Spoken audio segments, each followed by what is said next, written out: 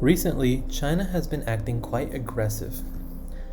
But have they really been acting aggressively just now as they fight with India in Ladakh? No. You see, China has been aggressive for a very long time, and it took the coronavirus for the entire world to wake up to China. Most people know about the annexation of Tibet, Shenzhen, Qinghai provinces. Qinghai is Greater Tibet, a major part of cultural Tibet, which is part of the actual Tibet and not the political Tibet or the China-recognized Tibet area known as the Tibetan Autonomous Region, or TAR. Xinjiang is the province that is above TAR and was always a no man's land, a very dry, arid area where Mongols ruled under the expansion of the Mongolian Empire under Genghis and Kublai Khan. It is home to that ethnicity, which is also classified as Turkic peoples. We know about how Khanbalik was the capital of Mongolia, also known as Kambulak, and now is the capital of China, known as Beijing. We know that Inner Mongolia, which is the area surrounding Beijing, is a province of Communist China and is a historical part of Mongolia, hence the name. We know about Hong Kong and the democratic rights being taken away, violating the agreement signed with the UK in 1997 and 8, I believe. We know about the aggression in the South China Sea. We know about the Chinese debt trap, the String of Pearls, and the Belt Road, and other initiatives by China, such as military bases worldwide, such as investments in countries such as Djibouti to gain access to the Persian Gulf. But this is the part where people don't really know too much about, and they don't really give it attention. The fact that Tibet is known as the roof of the world for its high elevation and is also the water tower of Asia. This is a major reason why China annexed Tibet. China has constructed 87,000 dams at a rate unmatched in human history. These 87,000 dams collect 352 gigawatts. That is more than the United States, Canada, and Brazil combined. China dammed all those internal rivers of its own and is now looking for major international rivers flowing out of Tibet to be dammed as well. We must take into consideration that half of the world's entire population depend on these Tibetan rivers. This has given China major political leverage over all of South and Southeast Asia. Tibet is the source of water for more than a dozen transboundary rivers, including the Ganges, Brahmaputra, Indus, Yellow, Yangtze, Irrawaddy, Salween, and Makhan. That makes for up to 3 billion people that these rivers bring water to. Now imagine how a slight change in the flow of water and the magnitude of impact it could have on the downstream populations of the world in India, Bangladesh, Nepal, Bhutan, Myanmar, Thailand, Laos, Cambodia, Vietnam, and Pakistan. China spent 70 years damming all internal rivers and displaced more than 23 million people, from original homes. Today, China's power demand is only increasing, and state-owned companies have been lobbying the government to approve hydropower in Tibet, with 28 projects currently waiting for approval. The Brahmaputra is a major international river that crosses China, India, and Bangladesh. It is known to stretch over a total length of 2,900 kilometers on the Tibetan plateau of Changjungdongha Leisure near Mount Kailash. This is just the beginning. Currently, there is what can be called a horizon of construction projects along the Brahmaputra River, and this is a reflection of 2013 when China approved of 3 new projects on the Brahmaputra. Downstream India raised concerns on the flow of water. In response, Chinese lawmakers claimed that these dams would run of river hydroelectric facilities, which is a type of plant absent from a large reservoir and is widely used along international rivers, especially in South and Southeast Asia. Energy is harvested by diverting part of the water to run past electricity generating turbines. The water that comes out then flows back in to join the river. This sounds like there is no problem, as such a system in theory would have very little impact downstream, except that's not how hydroelectric works. Too much electricity generation can overload the grid. Hence, the run of rivers facilities usually store large volumes of water during the day and then release it for electricity generations during peak energy demand in the evening. By manipulating the daily fluctuations, there is a clear downstream consequence. This is a sign that which is the start of many more projects to come. China plans to construct 12 hydropower plants on the river and several more on its tributaries as these dams become operational.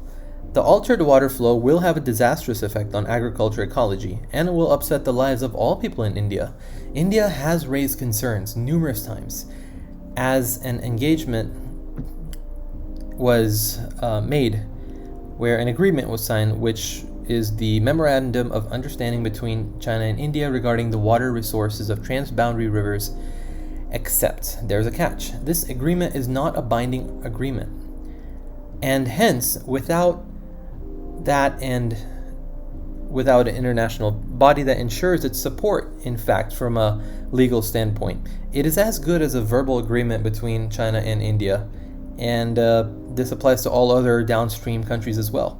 The closest that China ever came to participating in a multilateral agreement regarding transboundary rivers was in 1995, when the nations that shared the Mekong River proclaimed that the river belonged to no single state, with the goal being to develop sustainable projects along its watershed. Thailand, Laos, Cambodia, and Vietnam signed the agreement, but China refused to join at the last moment, and instead China claimed to reserve the right to exercise its territorial jurisdiction. In 1997, there was another attempt to lay down some legal rules during the United Nations Water Courts Convention, which sought to create an international consensus on the governance of transboundary rivers. China voted against it. These things happened at a time when China was still not the China that we know today as being wealthy and very powerful. China at the time did not have the economic prowess, nor did it have confidence. Today, drafting a legal bill against China could be back on the table, as although China owns the world through debt and is an economic monster thanks to the exposure of its aggressive maneuvers and irresponsible actions, including its aggressive political outlook, it is once again possible to squeeze the dragon's throat. But until now, it was impossible, and India still does not show any signs to actively engage Beijing regarding this matter due to the ongoing skirmish in Ladakh between the PLA and the Indian Army. Imagine that the entire situation in the other Southeast Asian countries as China continues its construction projects on international rivers. By 2050, it is forecasted that the annual rate of glacial melt in Tibet will decline by almost 67% as a result of climate change, and this will be tremendously affecting the economies of all downstream nations, leaving close to 1 billion plus people at the risk of water availability.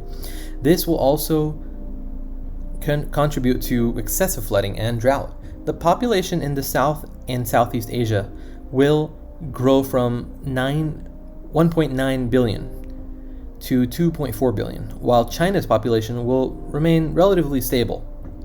Beijing has also seen to be reforesting large areas of Tibet. Normally, converting barren land to forest is beneficial for the soil as it improves the air and it purifies the area around it, vegetation grows, and wildlife has a chance of roaming free and returning.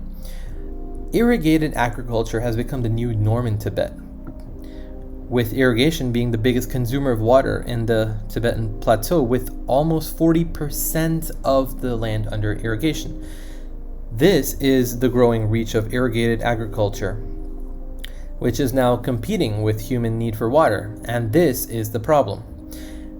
This places additional stress on water supply in downstream nations.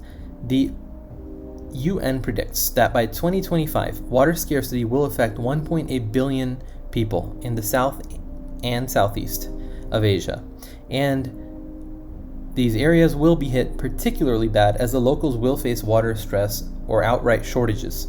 China's control over Tibet puts it in control of Asia's water and all water resources that have to do with Tibet, and can leverage it as a political weapon to steer the foreign policies of its neighbors. India must not only pin China with this, but must take swift action to make sure that India of the future has a secured water source capable of the supply of its population. India must also champion the independence of Tibet, as that is the only long-term solution for both Tibetans and for India.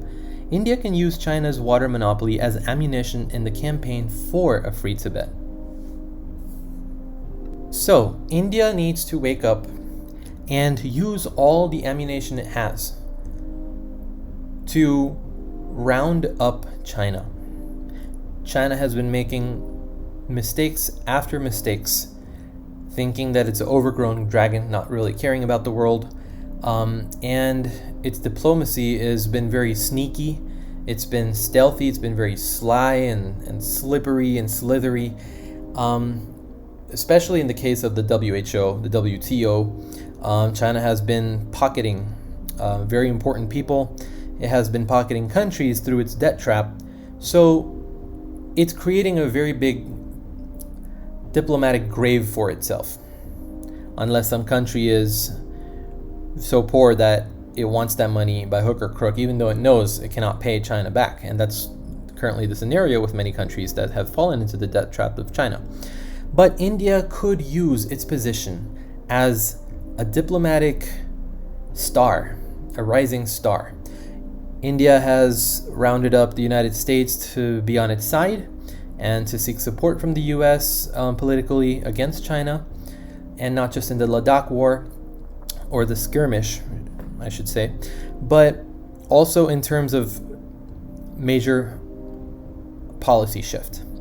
So we have the United States, Russia, which is China's biggest importer of goods, and also its largest exporter of gas to China, may not directly show support, but India is one of its largest customers. Then we have Japan, we have Australia, and the United Kingdom, all part of the NATO bloc. So we have a major alliance against China, and so this is India's chance to take Tibet into account when it comes to using it as leverage against China. If India needs to secure itself, Tibet is the only chance that India will have for a very, very long-term solution. If it does not take that chance, then we have given Tibet away for good. When a territory, an annexed territory, I should say, that does not belong to a country is annexed, indeed, it is perceived as part of that other country if too much time passes by, such as in the case of Russia, where Peter the Great took over an entirety of Russia, and it was actually a very similar situation with like Tibet.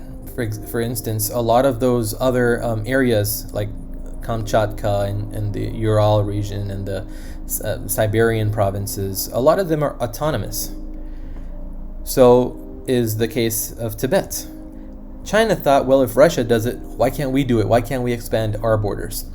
The problem is that with Russia, nobody stopped them. And today, that's still Russia. China is like, nobody's going to stop us, so it will still be part of China even 500 years from now. Except there's a very big reason to stop China. Tibet was a very prosperous kingdom. It was a Buddhist kingdom, and it was also forbidden China to wage war against anything Buddhist at all, because China was predominantly Buddhist until the communists took over. It was unthinkable to wage war or disrespect the land of Buddha, including Tibet, although Buddha is from the Indian region. So if India does not take this, we are losing our one chance of securing our water and also taking that leverage away from China, using it as a political weapon, which China is currently doing.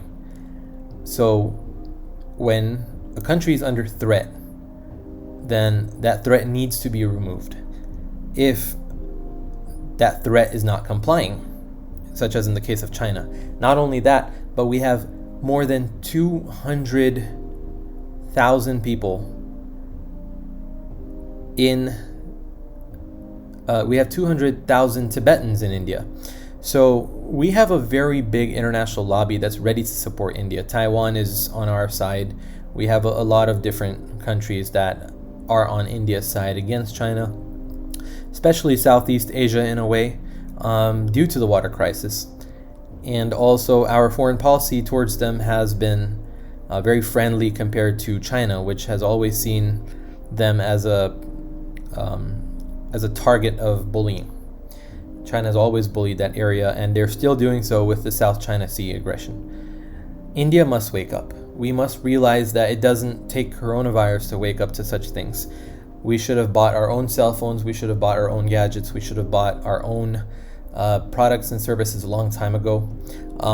They say that although Japan is US's major ally, because the US bombed Japan and Japan lost the war, the Japanese will try to refrain from buying American goods even today.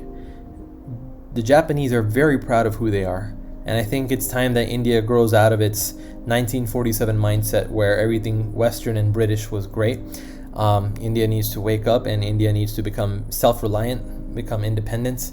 Hopefully this will drive companies to make better products. And it's only then, when we become independent, can we become greater than China. India has a lot of potential. We have a lot of advantages that China does not have. Everybody thinks China is a big bad monster and they're 50 years ahead of us. That's not true, actually. If you ask a lot of strategists and a lot of advisors in the economic, military spheres, and also other political spheres, they will say that India does have advantages that China does not, and how we can leverage these advantages to get a head start on China. A lot of companies are already leaving China, and this is the time to really push it to the max. Because if we don't push China for Tibet right now, and if the world forgives China once again, and if China returns back to normal of being China, being the big bad China that has so much leverage, it will be very impossible to diplomatically pressurize China with Tibet if the world depends on China again. If not, we are almost there to where we will have China break into many small different countries if it cannot understand to behave, including not only India's water but also Tibet. Every country deserves to be free, independent, and bigger countries, powerful countries, have a responsibility to play in terms of protecting the free people of the world. China has not done that. China may not change because the communists, when they took over, this was their philosophy, this was their ethos, and it's still true today. So this is the one chance that India has. Make sure that we spread the message everywhere. Tibet must become independent. India must become independent mentally. And we must overtake China. For more videos, please subscribe to get the latest updates and hit like if you like this video. Jai Bharat.